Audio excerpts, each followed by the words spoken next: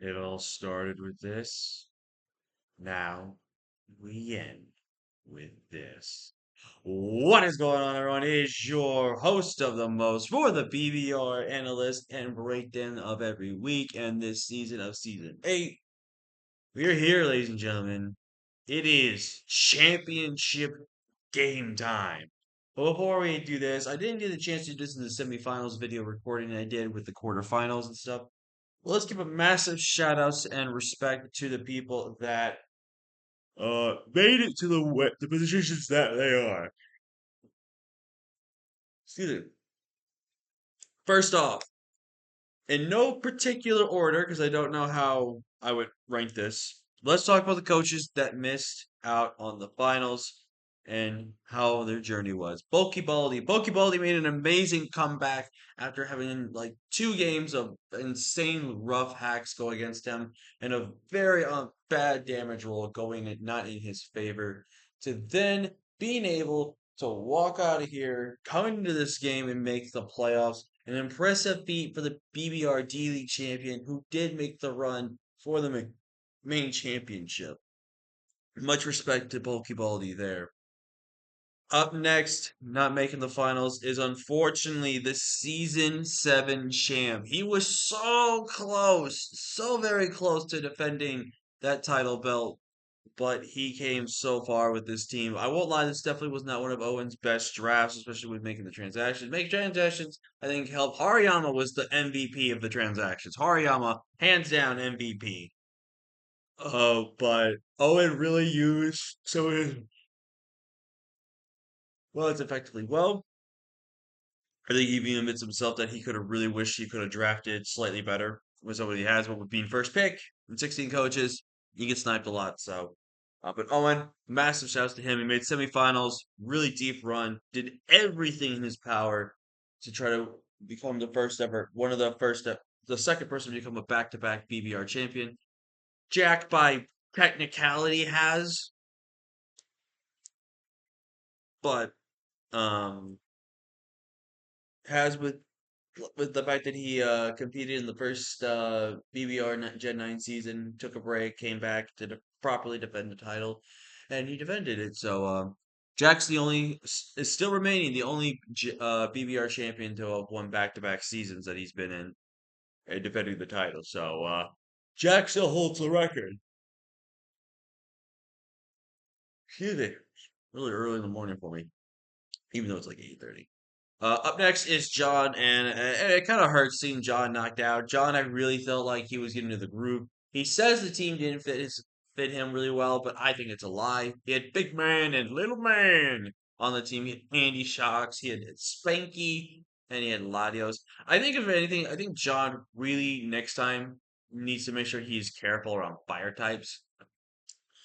Like even Quillfish to an extent was not the best fire resistance to his team, and even there were some weeks I think John definitely regretted not having a rack with it.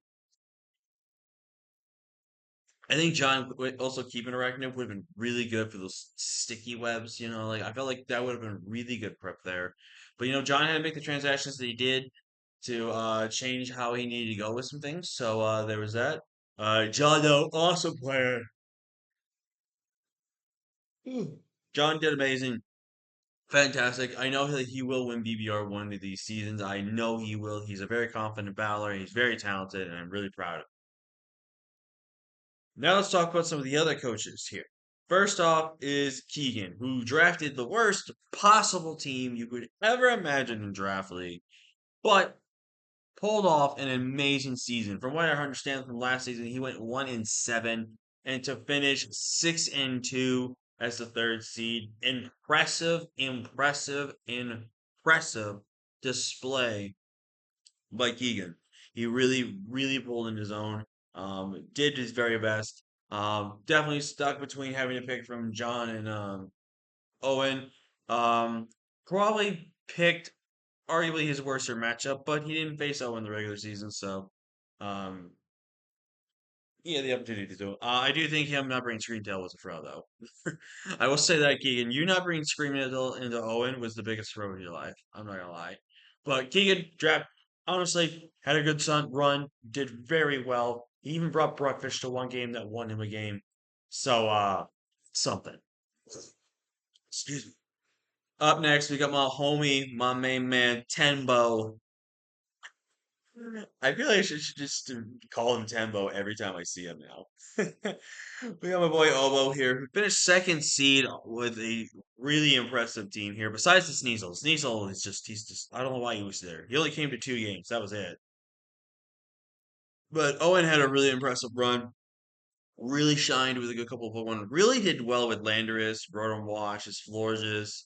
His Marvin Urshi didn't do as much as I think. He actually got a thumbnail with Bramble Gas, so that's something.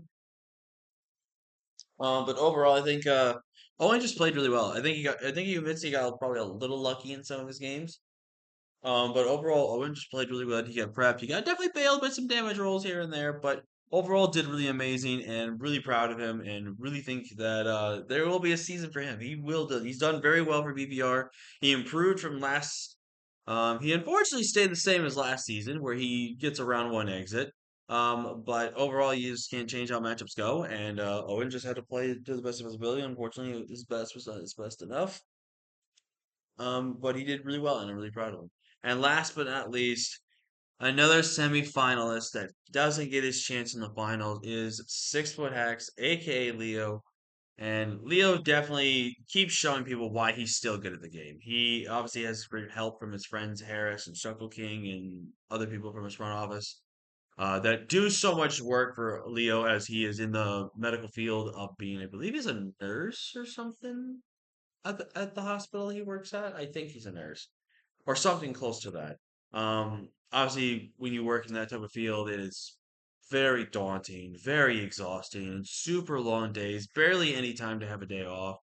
And the fact that Leo plays these games after work, still commits to helping a little bit in team prep, amazing heart from him, and I'm very happy to see him back in draft league, and I'm very happy that he did as well as he did. I think the big stand up for him is, I mean, he wasn't really knowing about Sinistcha. He didn't really know if that was going to be his type of Pokemon. It was his kill leader, and it finished, I think, in the top 10 of kills. Actually, I can look here for you guys. Um, yeah, it finished within the top 10 of kill leaders, that's without Terra. That's without Terra that it finished in the top 10. Sinistra, Leo has probably sold me on this Pokemon. I want to try this Pokemon. But Leo, fantastic dude, played really well. Roy Moon didn't see as much good limelight as I thought I would have saw from him, and Terapagos did pretty mid. It was not too bad for him. Overall, he just played really well, had an amazing season, and was able to finish as the number one seed, which was really awesome. Now, you may be asking why did I skip over these two? Well, it's because, if you didn't tell by now, especially when I did this, these are our finalists. The middle of the row people finished as your finalists, which I think is kind of a funny story and pretty cool. We have everyone's favorite draft that is made of fun and correct name Pokemon in Matt, aka Dr. Slacking, aka Matthew, aka the Cosmo Whimsicots, and everyone's goat, everyone's king of madness, king of creativity, Coach Amel, and the Montreal Ice Cubes. And I think this is Amel's first Wi-Fi finals, I think of. This has definitely been Matt's first Wi-Fi finals in a hot minute. I think in Gen 9 he's I don't know if he's ever made the playoffs really. I think the fact that he made the finals, though, incredible. Really proud for Matt and Amel. So, with that being said, if you guys are ready for this breakdown, really smash that like button. And please do consider subscribing to not only Amel and Matt, but I am going to put the links down to everyone in the description because you're supposed to be subscribing to everybody because they put their heart and soul into the season. And any love that you can send to their way is really appreciated. With that being said, let's talk about our final matchup of a rematch that happened, I believe it was week 3. So this has been a long rematch. A couple of transactions have been made. So this is going to be a brand new matchup here. So it's going to be really cool.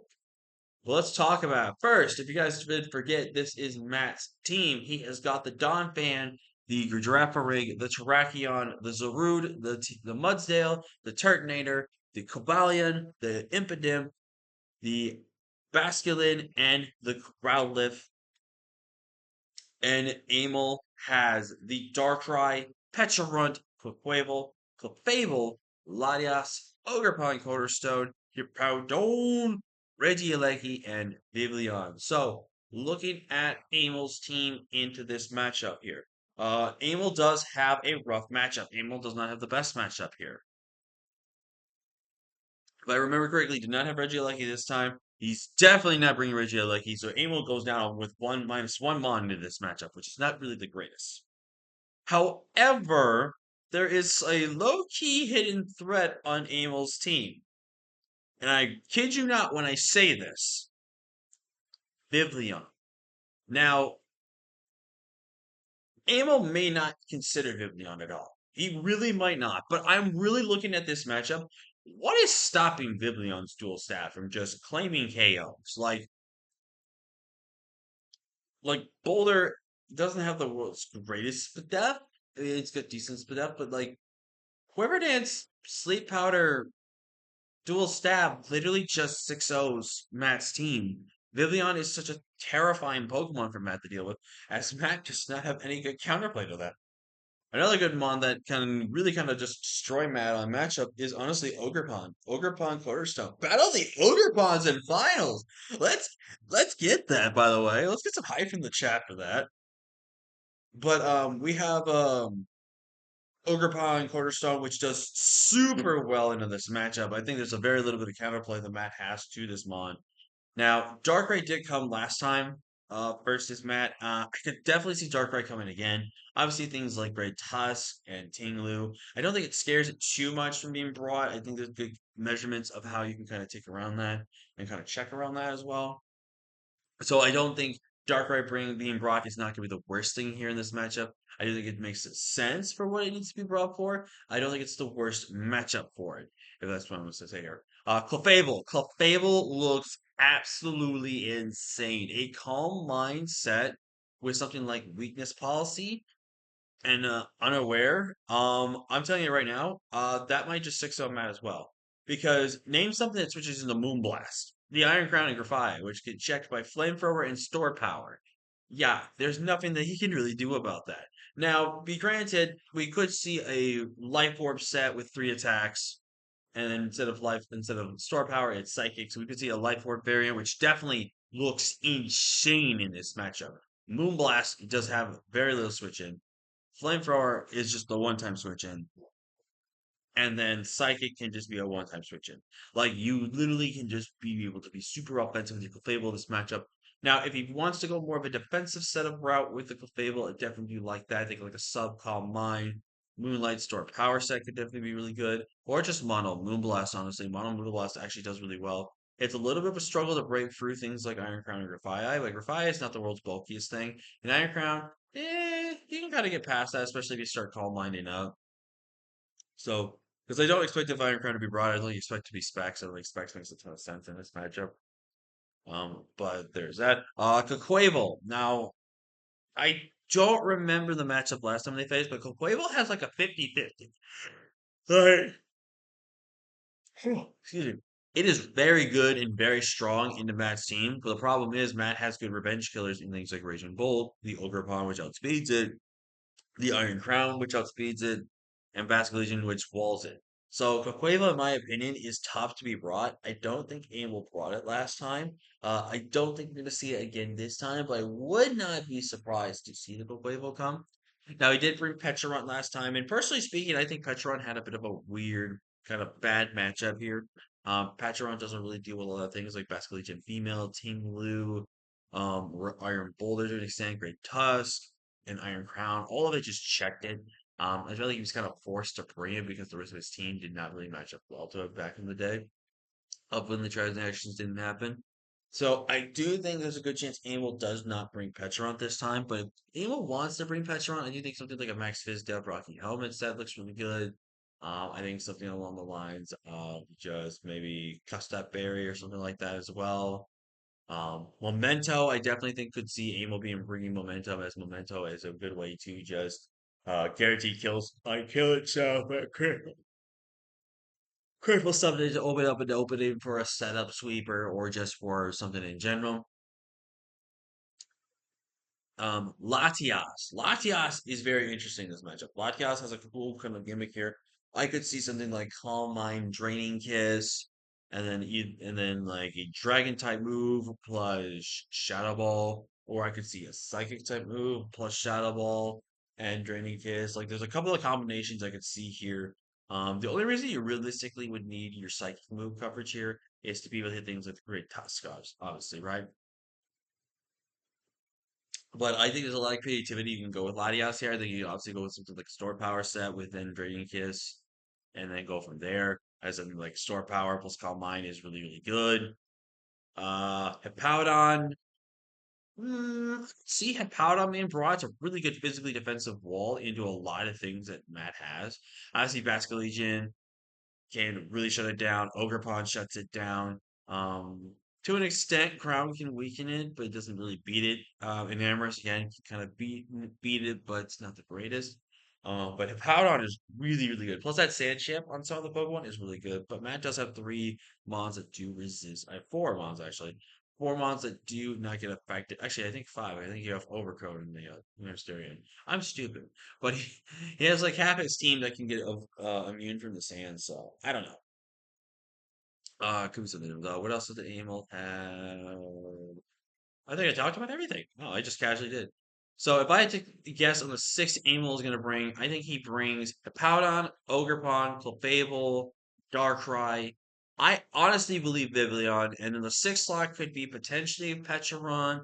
It could maybe be Quaquaval if he feels like he needs it. Hippowdon if he really wants to bring it as well. I just think overall Amel has a really good team here. So let me give me one more quick numbers here. Okay. Looking into Amel's squad here, Iron Crown does absolutely amazing this match. I think a Culpability set looks really, really good. Iron Crown really shuts down a lot of things. It stops Latias from really doing much. In terms of sweeping, it can check the Ogerpon very, really well. It helps deal with the Fable, like I said, and the Latias. So I do think there's a decent chance you could see that. Great Tusk, very tough matchup here for Great Tusk. I really think Great Tusk might not even be brought. Just because of the fact that Great Tusk is really tough to bring here. I do think if you bring Tusk, there's a chance you might just go Bandit and just say F it and click a button and just do damage. Like just do the damage that you went to. I could see something like a bulk up variant as well, maybe like bulk up with booster speed, like the max HP, max speed sets, and go from there as well. And then we can be able to try and comfortably beat things like the Latias down a little bit more better and be able to take on things like Clefable. Also let you get more boost to have Hutchron if it is brought in instead of defensive, and also the ultimate in the Dark Ride that is not Scarf, and also the Ogre Block that's Scarf. Raging Bolt, I definitely think you probably bring that. Besides Clefable, name a Dragon Switch in on this team. There's none non-existent. So I do think Specs makes sense. I could see something like a Jetpack if he wants to get momentum. I could see like Dragon Fang. I could see Subcall Mine. Because literally Subcall Mine and then just Dragon Pulse plus Thunderclap is literally all you need in this matchup. I don't think you really need Electric Stab besides things for Biblion. Because the thing is, you force Vivian to either roost or go on an attack here, and then you can just call mine alongside of the quiver dances. It literally cannot beat you 1v1 at that point, and then you can just really do a lot of damage. Now, I do have to say, you have to be careful of Bug Buzz spam. Bug Buzz spam could be a little bit of a scary threat there, but I don't think it's really that much of a big deal.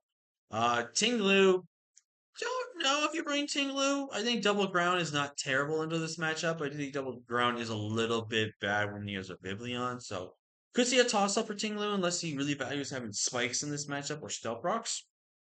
Because I don't think Amel's gonna be a hoarder to be able to bring any removal on his team unless Biblion has Defog, and somehow he uses Defog Biblion. But there's that. Sorry, my throat's sorry, guys. Ogerpon. Ogerpon's not really that bad in this match, but I think if you're thinking like an SD variant looks really good. I do think you force a Latias to be speed tie with you. I think you obviously have to go max speed to respect the speed of your fellow Ogerpon brethren. Oh no, Sisterin. My bad. Sisterin. It's a female Ogerpon. I apologize for assuming gender. I remembered now that it was a female. Um, I do think like a SD Trailblaze, and then just play rough. Power Whip literally just cooks, or Horn Leech if you want to be safer. I really don't think there's no set that stops it. I think the only one that physically stops that is Pecharon if it's broad, and more importantly, Clefable. But I do think Ogerpon looks super good in this matchup. Really, really good.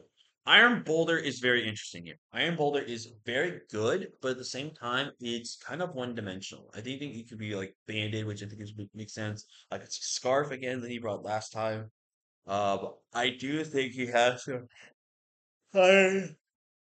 Excuse me, away around Clefable. I think Clefable's gonna be the biggest thing if it's unaware. Like I said, Magnet Guard Clef I think looks a lot better, but I can definitely see Amo being scared of setup threats and being unaware and just being a defensive tank with Clefable. I could definitely see that. Iron Boulder I think does have a pretty decent enough good matchup here to just really do a lot of things here.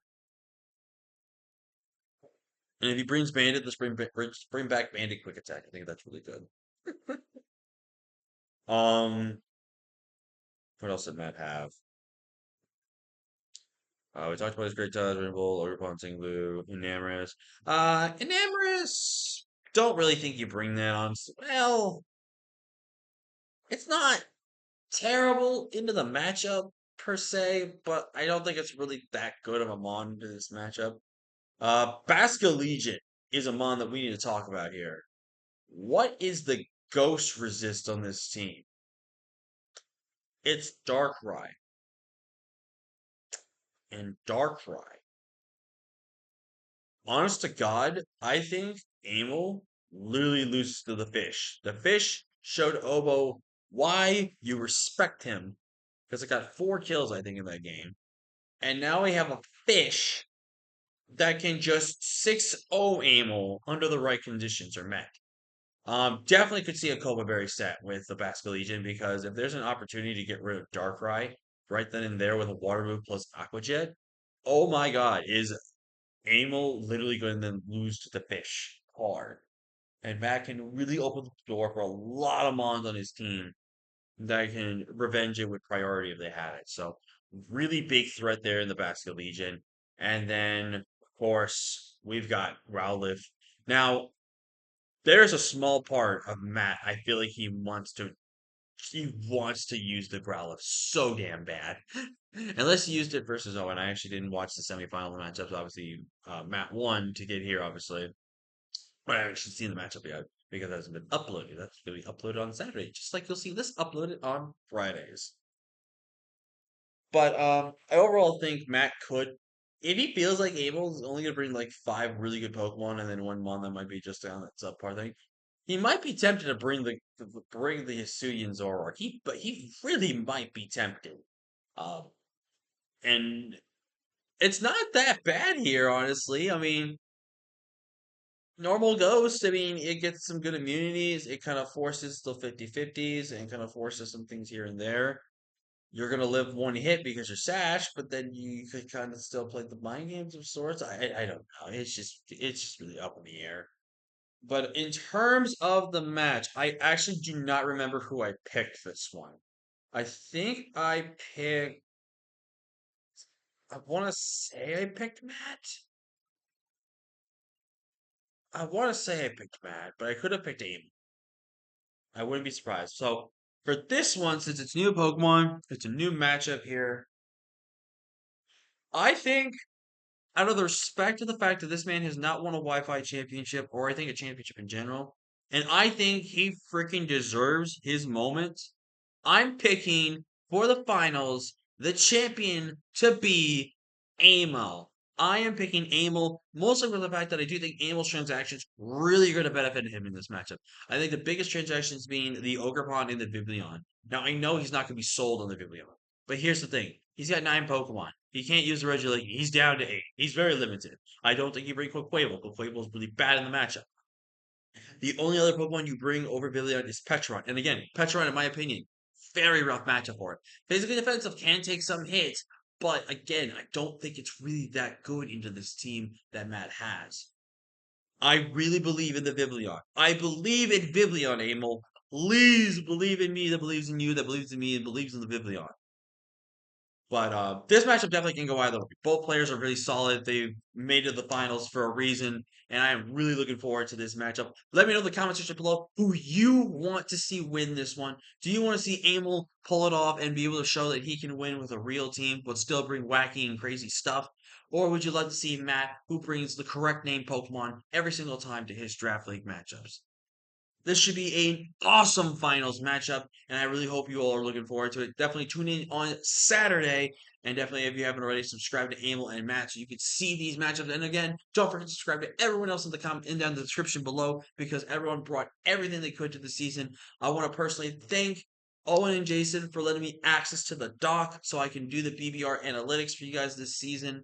And again, like I told D-Ray, I'll sign me up for season 9. Sign me up for D League. I will run these analytics like it's no other job out there and bring you guys the best entertainment. Thank you all so much for your love and support on the views. I think we have reached nearly 1,000 views on the entire playlist of the analytics right now. And if that's the case, thank you all so much. It really means a lot. I really did do my best to work really hard on these videos for you and bring you the best videos I can. And I look forward to the next season when I get to do this all again for you guys. But yeah, like, comment, share, subscribe, and subscribe to everyone down below. And with that, we'll see you for the finals of Amel versus Matt, Montreal versus Cosmo. Seems weird, but thank you all so much for watching. I will see you all in the finals video. Until next time, peace.